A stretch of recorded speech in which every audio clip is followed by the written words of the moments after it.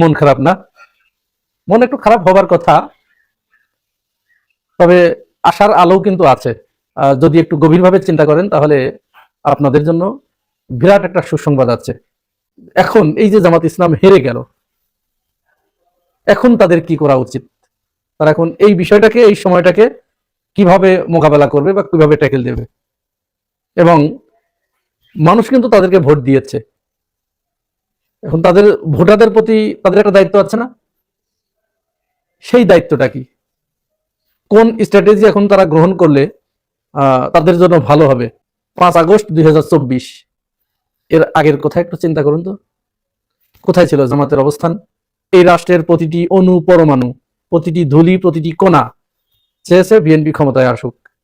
জামাত ইসলাম জনগণের ভোট পেয়েছে, প্রচুর ভোট পেয়েছে। তাদের জন্মের পরে 71টা আসন পাওয়া এটাই প্রথম। এটাকে আপনি যদি আপনার পরাজয় ভাবেন তাহলে ভুল করবেন। এটা আপনার বিজয়, মহা বিজয়। এই যে 71টা আসন, এটা জনগণ ভোট দেয় নাই? অবশ্যই জনগণ ভোট দিয়েছে। আরো একটু পেলে ভালো হতো এবং এক্সপেকটেশনও ছিল আরো একটু পাওয়ার, কিন্তু সেখানে একটা কিছু হয়েছে। এখন এই আসনগুলো পাওয়ার পরে বা অনিয়ম হয়েছে, এইটার পরে এইটা ভেবে যদি বিএনপিকে সহযোগিতা না করে বা যারা সরকার গঠন করতে যাচ্ছে তাদেরকে যদি সহযোগিতা না করে আন্দোলনে যায়, তাহলে বলুন তো কি অবস্থা হবে জানেন? আন্দোলনে নামার সাথে সাথে এই রাষ্ট্রের যারা চায় নাই জামাত ক্ষমতায় আসুক, যারা এই রাষ্ট্রের যারা মনে করেছে যে জামাত ক্ষমতায় আসলে তাদের স্বার্থের চরম ব্যাঘাত ঘটবে। কেমন ব্যাঘাত ঘটবে আমি একটা উদাহরণ দেই। যে লোকটা রেল কোম্পানিতে চাকরি করে, ও তো রেল কোম্পানিতে চাকরি শুধু করে না, ও রেলের তেল বিক্রি করে খায় এবং ওর বেতনের পরেও ওর সন্তানকে যে ভালো একটা স্কুলে পাঠায়, সেই স্কুলে মনে করেন যে মাসে 40,000 টাকা তাকে বেতন দিতে হয়।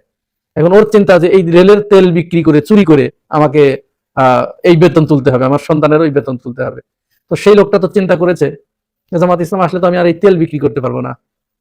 তাহলে ও কোন আক্কেলে ওর বাঁশঝাড়ের কাছে গিয়ে বলবে যে ও বাঁশ, তুমি ঝাড়ে কেন, আমার পাশায় এসো? এটা সে বলবে না। কেউ নিজের বাঁশ নিজে নেয় না। এখন যদি আপনি আন্দোলনে নামেন, আন্দোলনে নামার সাথে সাথে এরা সব একত্রিত হবে। সাথে যারা নতুন রাষ্ট্র ক্ষমতায় আসলো সে ভাববে যে তো আমার বিরুদ্ধে বিদ্রোহ করছে, আমি শান্তিপূর্ণভাবে দেশ চালাবো, এটা করতে দিবে না, তাহলে সে আপনার শত্রু হলো। এরপরে আপনার শত্রু হবে পুলিশ, সেনাবাহিনী, র্যাব, বিজিবি, আনসার, এরা আপনার শত্রু হবে।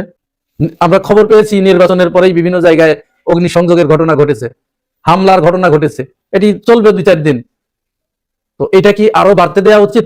যখন আন্দোলনে যাবে তখন তো এটি আরো বাড়বে।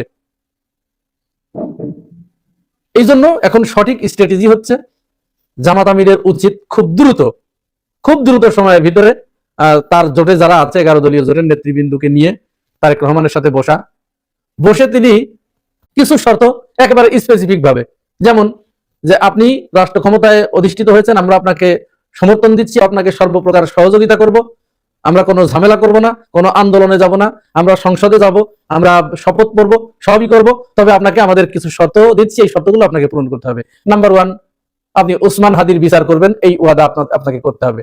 নাম্বার 2, যে আকাঙ্ক্ষা নিয়ে আমরা এবং আপনারা জুলাই গণ অভ্যুত্থান ঘটিয়েছি, এই আশা এবং আকাঙ্ক্ষা আপনাকে বাস্তবায়ন করতে হবে।